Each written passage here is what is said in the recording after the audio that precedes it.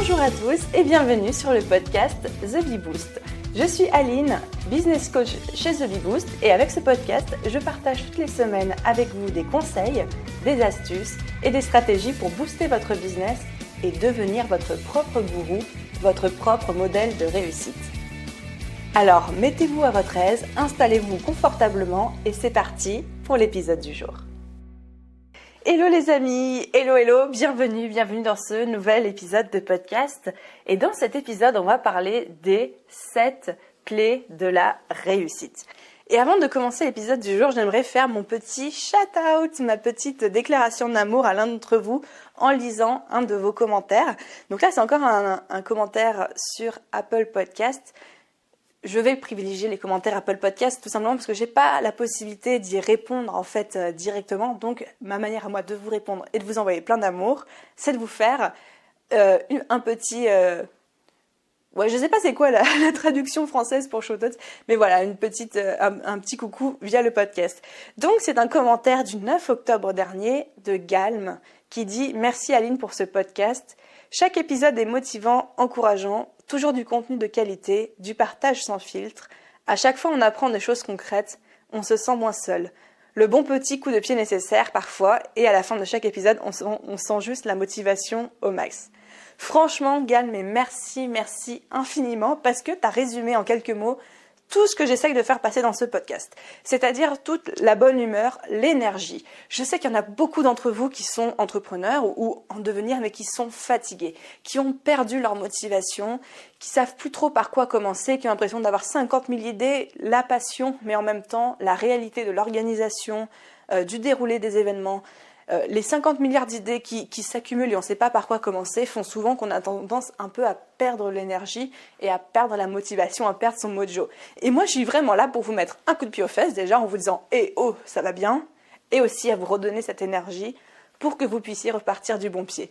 Donc, merci Galm pour ton commentaire parce que c'est exactement ce que j'essaie de faire avec ce podcast. Allez, maintenant, sans plus attendre, on passe à l'épisode du jour. Mais avant ça, comme d'habitude, une histoire. Si vous me suivez sur Instagram, @TheBeeBoost, vous êtes déjà au courant parce que j'ai posté une story là-dessus. Mais comme je suis dans un contexte un petit peu particulier, j'avais envie de vous parler de ça. Vous savez, ces jours où il y a mais rien qui fonctionne. Vous avez l'impression que quelle que soit la démarche dans laquelle vous vous lancez, ça bug. Ça bug, il y a un souci. Actuellement, j'enregistre cet épisode depuis une chambre d'hôtel à San Diego. Mais c'était pas prévu. C'était pas prévu du tout parce que j'étais censée à cette même heure être à Londres en train de prendre ma correspondance pour rentrer en France. Sauf que, comme par hasard, hier soir, je monte dans l'avion à 19h. On nous dit qu'on peut pas décoller parce qu'il y a une fuite au niveau de la porte arrière de l'avion, n'est-ce pas? Et qu'ils sont en train de regarder si on peut quand même voler ou pas. Ok, je suis pas rassurée, puis on attend. Et finalement, au bout de 4 heures, à minuit, donc cette nuit, le commandant nous dit, écoutez, l'expert de San Diego a dit qu'on pouvait voler, mais l'expert de Londres est pas sûr, donc par mesure de sécurité, on va pas voler ce soir. Ok, c'est déjà bien, c'est déjà rassurant de se dire qu'on ne nous fait pas voler dans un appareil à risque. Et donc du coup, je me retrouve à devoir booker un hôtel à 1h du matin, juste à côté de l'aéroport, donc là j'y suis toujours. Je sais que j'ai un autre vol qui m'emmène à Londres parce que c'était ma première escale, donc un peu plus tard dans la journée aujourd'hui. Mais alors après, pour comment je vais faire Londres-Genève, ça pour l'instant, j'en ai aucune idée. En dehors de ça, évidemment, quand je book mon hôtel, il se gourde de nuit parce qu'avec le décalage horaire, ça m'a pas booké les bonnes dates. Ensuite, je suis du coup débitée 2 fois parce qu'il faut booker la bonne nuit puis la mauvaise nuit sur l'application. En plus de ça, je me rends compte que j'ai plein de logiciels qui ont buggé, dont un qui a complètement annulé mon abonnement, en fait. Enfin bref, tout ça pour vous dire, il y a des périodes où il y a mais absolument rien qui fonctionne. Et c'est des choses qui sont complètement indépendantes de nous. Alors comment on réagit dans ces situations? On se laisse porter tout simplement. On accepte de ne pas pouvoir tout gérer, de ne pas pouvoir tout contrôler et de se laisser porter. Et je vous dis ça parce que pour moi, c'est toujours extrêmement dur. Moi, je suis la nana. Si je ne contrôle pas tout ce qui se passe, je panique. Je vous raconte pas dans l'état dans lequel j'étais à l'aéroport hier, quand j'ai compris qu'il allait falloir que je ressorte de l'avion et que j'aille dans un hôtel toute seule et qu'ensuite, que je pouvais pas contrôler comment j'allais rebooker mon nouveau truc et comment ça allait se passer, mais panique à bord. Sauf que l'avantage, c'est que là, il y a tellement de trucs qui se sont accumulés que je peux pas stresser pour tout à la fois. Donc au final, je stresse plus du tout.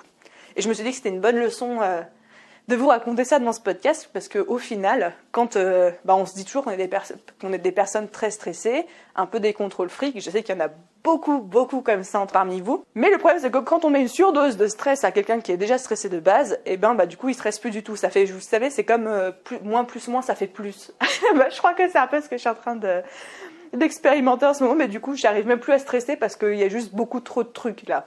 Donc je me laisse tout simplement porter. Voilà, ça c'était la petite histoire pour vous dire comment ça se passe. Mais c'est bien parce que du coup j'en profite pour être productive, enregistrer cet épisode de podcast, etc. Allez, revenons à nos moutons. Les 7 clés de la réussite. Je sais ce que vous êtes sûrement en train de vous dire. Vous êtes en train de vous dire, mais ça n'existe pas, la recette miracle, la pilule magique, on n'est pas dans la Matrix, voilà.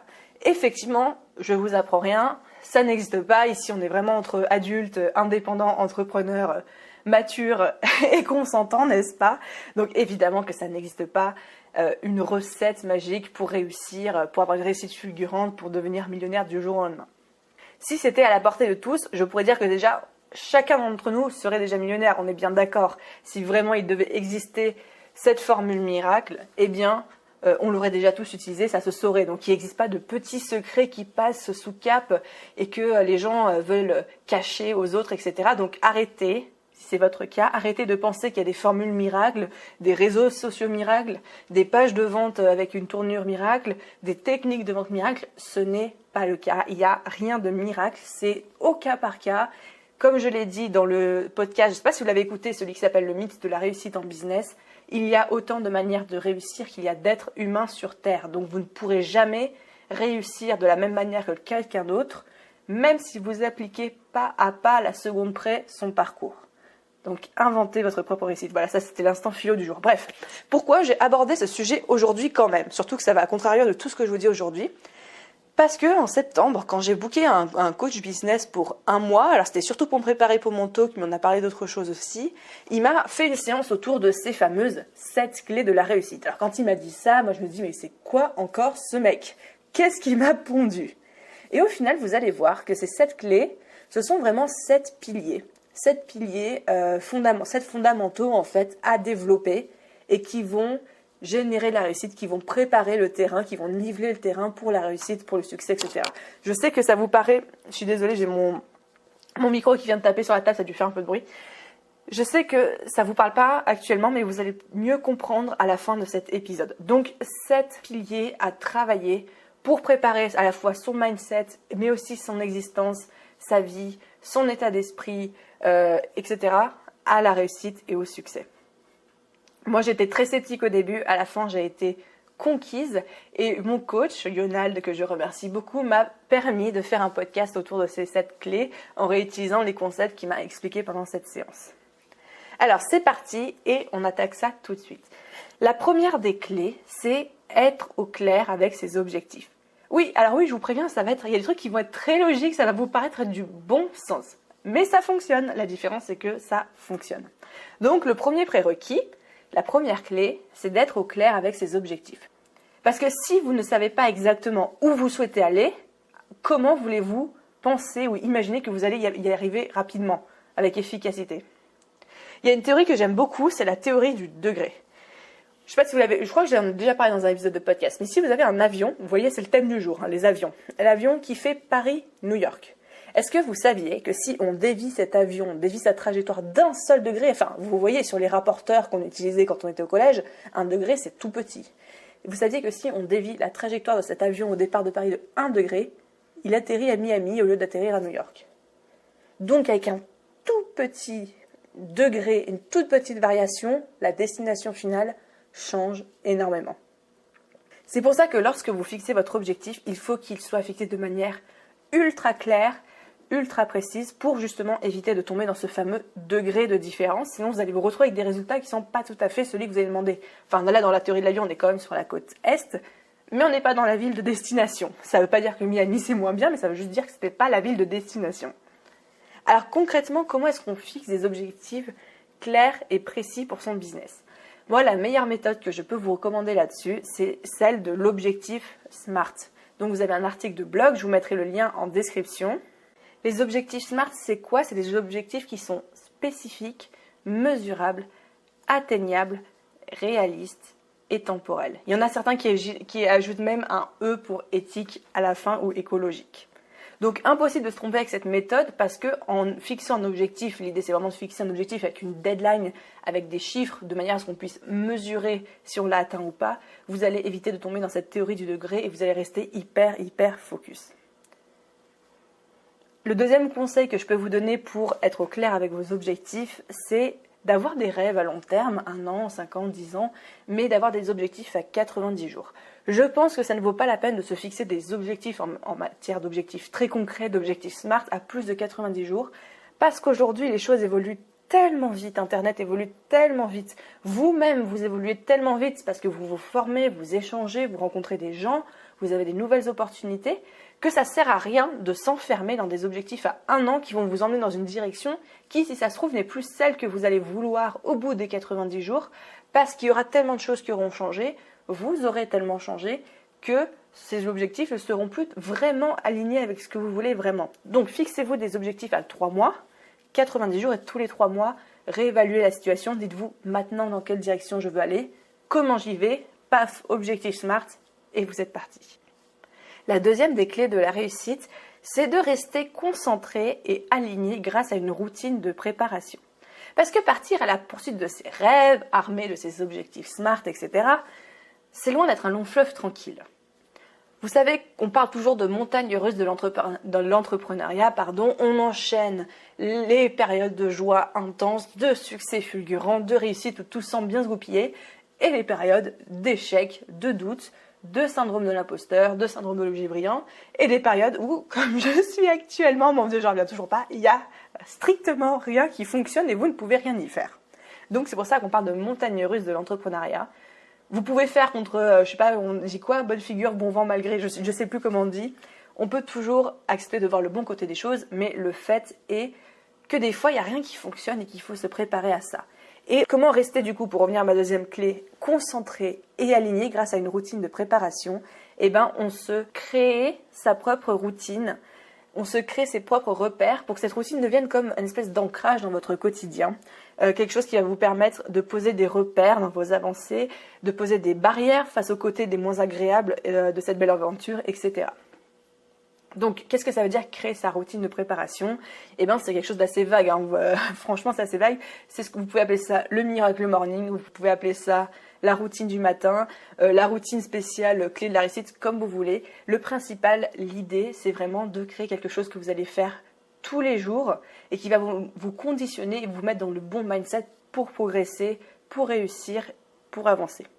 Donc, par pitié, évidemment, ne vous imposez pas un truc du style le trio fameux quinoa, gargarisme au lait de coco et douche glacée. Si c'est pas votre truc, si c'est votre truc, tant mieux pour vous, mais si ça l'est pas, ne vous imposez pas ça. L'idée, c'est de faire quelque chose qui vous fasse plaisir, mais surtout qui vous mette dans le bon mindset. Donc là, il n'y a pas de règles en dehors de...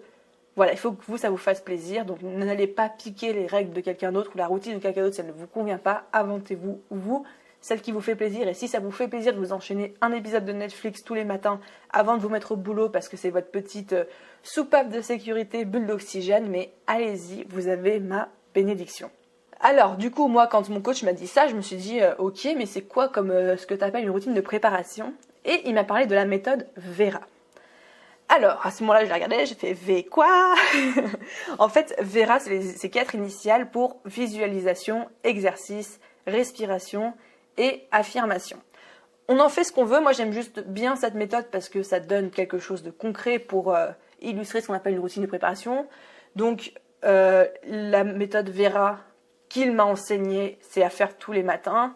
D'abord, un exercice de visualisation, visualiser la journée qu'on va passer, visualiser la personne qu'on veut devenir, visualiser les objectifs qu'on va atteindre. Ensuite, il y a l'exercice, bouger son corps, se mettre en mouvement, ça peut être des étirements, ça peut être un peu de yoga, etc. La respiration, pratiquer la respiration en pleine conscience, pratiquer la méditation, prendre quelques secondes, centré sur soi, centré sur l'instant présent. Et enfin, les affirmations. Moi, je sais que je suis pas du tout la nana qui fait des affirmations parce que ça m'intéresse pas de hurler devant mon miroir tous les matins à quel point je suis belle, merveilleuse et formidable. Mais voilà, il paraît que ça marche très bien et que ça conditionne le cerveau à quelque chose de positif, donc pourquoi pas. Donc, si vous ne savez pas quoi utiliser comme routine de préparation, moi, mon coach m'a recommandé la fameuse VERA, visualisation, exercice, respiration, affirmation. Autant vous dire que personnellement, je ne le fais pas, mais si ça peut vous donner une base et après vous l'adapter en fonction de vos envies, de vos besoins. Surtout, n'hésitez pas à vous inspirer de ça. Ensuite, on passe à notre troisième clé de la réussite, qui est d'avoir un environnement inspirant. Donc, on parle très souvent, moi la première, de l'importance d'avoir un environnement inspirant, que ce soit un environnement extérieur ou un environnement physique, un environnement intellectuel, un environnement intérieur. Bref, quelque chose qui soit stimulant, inspirant et surtout bienveillant. Donc évidemment, je ne vous dis pas d'aller dire à tante Gertrude d'aller se faire voir parce qu'elle a eu l'audace, comprenez-vous, de vous demander pendant le dîner de famille « Quand est-ce que tu vas trouver un vrai boulot ?» Voilà. Mais plutôt de choisir de qui et avec qui vous vous entourez au quotidien dans votre vie de tous les jours. Que ce soit du côté de l'environnement physique. Donc l'environnement physique, c'est l'intérieur de chez vous, c'est la décoration de votre appart, c'est les objets que vous avez autour de vous. Comment voulez-vous être inspiré, productif et créatif dans un environnement qui est sale, qui est pas rangé, qui est en désordre, ou alors que vous n'aimez tout simplement pas d'un point de vue de décoration. Alors qu'au contraire, avoir un espace de travail attitré à vous, qui vous plaît, qui est décoré avec vos goûts, mais c'est tellement du bonheur de s'asseoir derrière son ordi tous les matins et de se mettre à bosser dans ce genre d'environnement. Donc soignez votre décoration, rangez autour de vous et si vous voulez vous mettre en mode Marie Kondo vibe, entourez-vous d'objets qui font la sparkle joy dans votre cœur. Là je fais sa dédicace à tous ceux qui ont bouffé ce bouquin. Non, c'est pas mal, allez, il est pas mal ce bouquin. Rendons à César ce qui est à César. Ensuite, parlons de l'environnement intellectuel. Donc votre environnement intellectuel, ce sont vos proches, votre famille, les personnes que vous fréquentez le plus au quotidien. Donc ça peut être aussi vos collègues si vous êtes salarié, ça peut être les gens autour de vous si vous êtes en coworking, etc. C'est très dur de rester positif si notre environnement immédiat, intellectuel, passe son temps à nous dire que c'est voué à l'échec. Ça, vous le savez, je ne vous apprends rien. Encore une fois, et je veux dire, il ne s'agit pas de tuer votre moitié parce qu'il a dit qu'il ne croyait pas à votre projet de l'enterrer au fond du jardin. Il s'agit simplement de s'entourer de personnes qui nous inspirent et de fréquenter ces personnes-là encore plus que les autres. Donc, si vous avez des gens autour de vous qui ne sont pas bienveillants comparés à votre projet, je ne dis pas qu'il faut les rayer de votre vie. Je dis juste qu'il faut contrer ça en ayant encore plus la présence de gens bienveillants en balance. Je m'exprime absolument pas bien. Mais vous avez l'idée, quoi. L'idée, c'est d'annuler cette malveillance, non pas en la supprimant et en virant cette personne de votre vie, mais en ajoutant de la bienveillance d'un autre côté. Et comment on fait ça ? Tout simplement, vous trouvez des mentors, que ce soit des personnes physiques autour de vous si vous avez la chance d'en avoir, ou des personnes de manière virtuelle, s'il y a des gens qui vous inspirent énormément, et ces personnes-là, soit vous leur parlez si vous en avez la possibilité, soit même vous vous contentez d'écouter leur contenu, de consommer leurs articles de blog, leurs podcasts, leurs vidéos, de lire des bouquins, etc. Et vous allez voir que ça va être comme une bulle d'air frais pour vous et que ça va vous permettre de contrebalancer la malveillance et l'esprit plus critique que vous pouvez avoir d'un autre côté. Donc ça, c'est pour l'environnement intellectuel. Imprégnez-vous du mindset, de la vision de la vie, de l'entrepreneuriat des gens qui vous inspirent et laissez de côté les gens qui ne croient pas en votre projet. Ensuite, la quatrième clé de la réussite, c'est celle de nourrir son esprit. Donc oui, manger c'est important, on va pas se le cacher, surtout c'est pas moi qui vous dirais le contraire, mais il y a aussi la nourriture de l'esprit. Nourrir son esprit c'est hyper important pour progresser, pour réussir. Je ne connais pas un seul patron d'une grosse entreprise aujourd'hui qui me dit qu'il a jamais ouvert un bouquin de sa vie. Donc nourrir son esprit au quotidien, lire, écouter des podcasts, regarder des vidéos, on n'est pas obligé de dévorer un bouquin par jour. Ça peut être aussi avoir des discussions profondes et enrichissantes avec des gens autour de vous, d'autres personnes, des collègues, d'autres freelances ou d'autres indépendants, d'autres entrepreneurs. Bref, tout ce qui va nourrir votre esprit et contribuer à élargir votre vision du monde, votre compréhension, etc. Tout ça, ça va être bénéfique pour votre business, pour votre réussite, puis aussi vous, pour votre épanouissement personnel. Ensuite, la deuxième manière de nourrir son esprit, c'est évidemment de se former. Vous savez à quel point quand on est entrepreneur, se former c'est hyper important. Il faut se former en continu. Non seulement parce qu'on est dans un monde où tout évolue tellement vite qu'il faut bien que vous puissiez rester compétitif, à jour de votre thématique, au courant des dernières tendances, des dernières modes, des derniers besoins et des évolutions culturelles, mais aussi tout simplement pour vous continuer à rester passionné par ce que vous faites et pas tomber dans la facilité de la routine et finalement finir par être dépassé en fait par l'évolution des choses. Donc, quel que soit votre niveau actuel, vous former, ça doit toujours faire partie de vos priorités. La 5e des clés de la réussite, c'est renforcer son corps. Nourrir son esprit, c'est la 4e. La 5e, c'est renforcer son corps. Autrement dit, faire du sport, bouger, transpirer. Je vais pas vous mentir, moi c'est celle où je galère le plus parce que c'est pas du tout mon truc.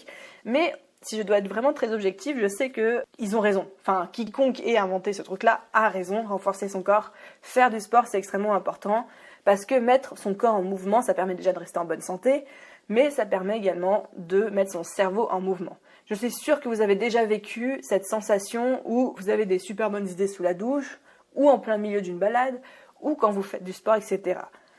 Pourquoi ? Tout simplement parce que quand vous êtes concentré sur votre corps, sur l'instant présent, sur vos mouvements physiques, vous faites de la place à votre cerveau. Vous lui laissez de l'espace pour respirer, pour inventer de nouvelles idées, créer de nouveaux concepts, etc. Si vous êtes sans cesse focus sur ce qui se passe dans votre cerveau, vous ne lui laissez pas la liberté, la créativité et l'espace de faire des trucs tout seul dans son coin et de popper avec de nouvelles idées. Donc, c'est bien de, des fois, laisser son cerveau de côté, se concentrer sur son corps, renforcer son corps, donc c'est notre 5e clé, pour laisser son cerveau faire son travail dans son coin. Donc, à ne pas négliger, et quand je dis comme ça, je le dis surtout en me regardant moi-même dans un miroir. Ensuite, la 6e des clés de la réussite, c'est d'honorer son cœur. Ok, alors la formulation est extrêmement poétique et surtout un peu chez père, je sais, mais en fait, vous allez voir, c'est assez cartésien. L'idée, c'est ce qu'on appelle être aligné avec soi. Honorer son cœur, ça veut dire être aligné avec ce qu'on fait, c'est avoir trouvé son pourquoi, avoir trouvé son ikigai, vous appelez ça comme vous voulez. C'est avoir pleinement conscience de ses talents, de ses faiblesses et surtout de la valeur qu'on souhaite apporter à ce monde.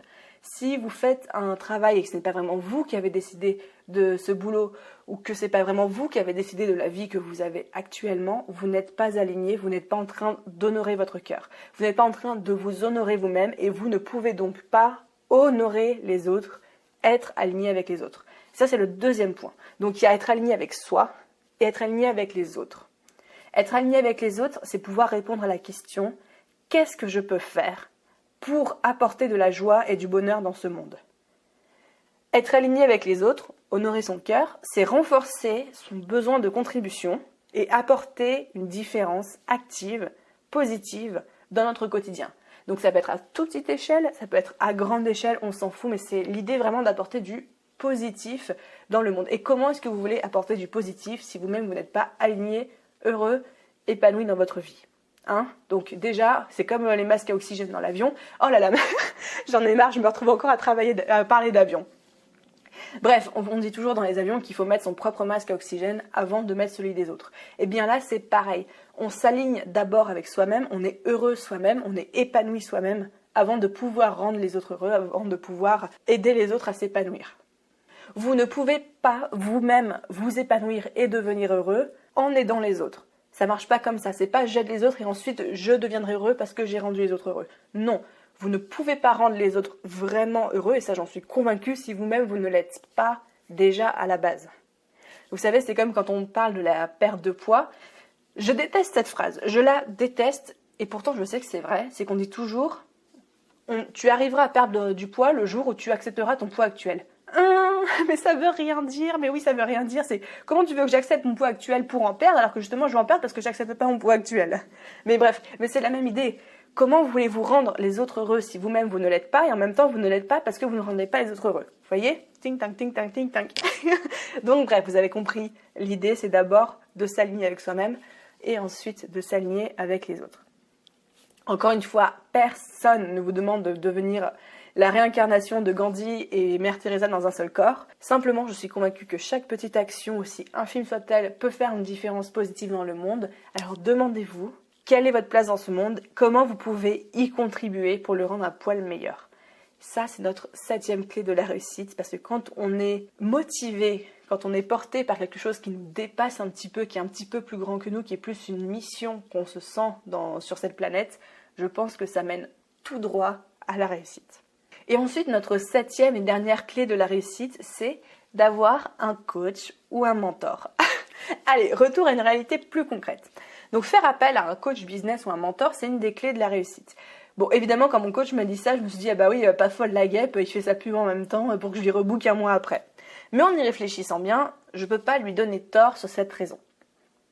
Faire appel à quelqu'un pour vous accompagner, pour vous guider, trouver un partenaire qui va vous aider à atteindre vos objectifs plus rapidement, c'est tout. Bien sûr, vous pouvez y arriver tout seul. Évidemment que vous pouvez y arriver tout seul. Sauf que vous faire accompagner par quelqu'un qui est professionnel, qui sait générer en vous les prises de conscience qui mèneront ensuite à l'action, et bien ça va vous faire gagner 5 ans, 10 ans dans votre vie, dans votre business, parce que cette personne, ce sera une personne extérieure, ce sera une personne professionnelle avec une compétence, une expertise et surtout qui aura du recul et ça va vous aider plus à avancer.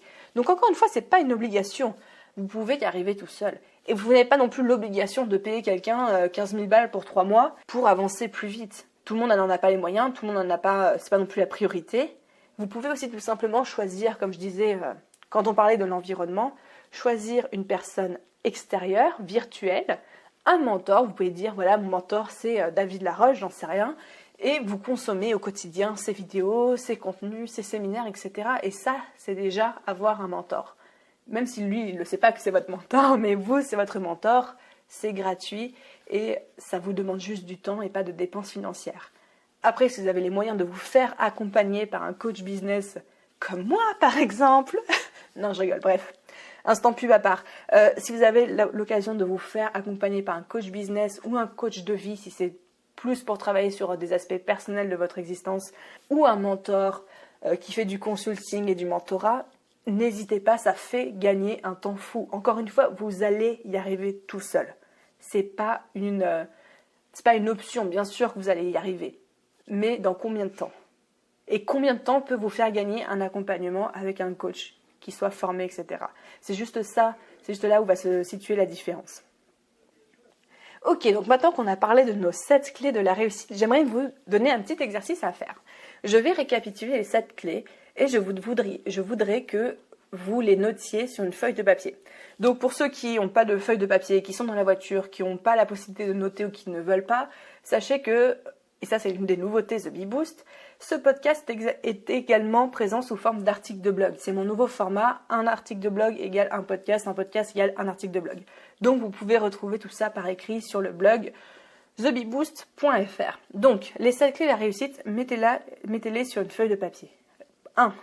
Être au clair avec ses objectifs. 2. Rester concentré grâce à une routine de préparation. 3. Avoir un environnement inspirant. 4. Nourrir son esprit. 5. Renforcer son corps, faire du sport. 6. Honorer son cœur. Et 7. Avoir un coach ou un mentor.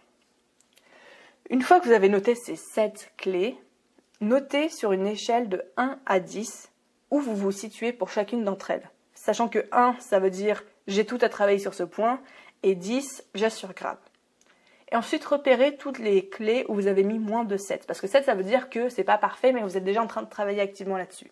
Et à chaque fois que vous avez mis en dessous de 7, sur une de ces clés, dites-vous, quelle est la petite action que je peux mettre en place dès aujourd'hui, ou quelle est l'habitude que je peux prendre aujourd'hui. Ça va être un tout petit truc qui va m'aider à progresser dans cette clé. Et je suis convaincue vraiment que quand on travaille sur ces 7 choses en parallèle, eh ben c'est vraiment très épanouissant, mais surtout c'est propice à la réussite en business et à la réussite, à l'épanouissement, au bonheur, etc. Donc voilà les amis sur cet épisode des 7 clés de la réussite. Encore une fois, vous avez vu, c'est rien de bien sorcier, c'est surtout du bon sens. Mais plus j'y réfléchis, moi aussi, au début quand on m'a parlé de ça, j'étais vraiment en mode c'est quoi encore ce truc de merde.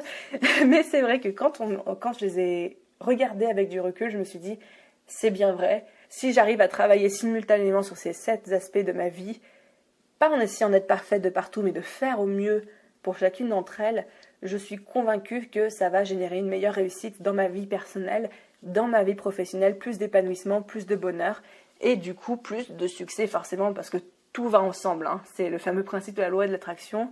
Dès que vous commencez à générer une énergie positive autour de vous qui émane de vous-même, et forcément ça va avoir des répercussions positives autour de vous et dans ce qui vous arrive. Je ferme la parenthèse instant perché. J'espère que ça vous a plu comme épisode. N'hésitez pas, si vous écoutez ça via YouTube ou via le blog, etc., à me dire en commentaire, vous, quelle est la clé qu'il faut que vous travaillez en ce moment en priorité. Moi, c'est sans hésiter celle du sport, le fameux renforcer son corps. Pour moi, c'est le bagne, c'est l'enfer sur terre, mais je vais m'y mettre. Ça fait partie vraiment de mes prochaines résolutions. Voilà les amis, j'espère que cet épisode de podcast vous a plu. Comme d'habitude, c'est le moment où je viens faire l'aumône de quelques likes et quelques commentaires. Non, je rigole. Si vous avez apprécié cet épisode, une des choses que vous pouvez me faire, c'est me laisser une note ou un commentaire en fonction de la plateforme où vous êtes. Bref, tout ce que vous pouvez, ça aide énormément le podcast à se faire connaître. Je sais que je répète ça à la fin de chaque épisode, mais ça fait une différence de dingue. Vous avez même pas idée. Donc voilà, pour tous ceux qui prendront le temps de le faire, je dis vraiment un mille merci. Les autres, je vous aime quand même, il n'y a pas de problème.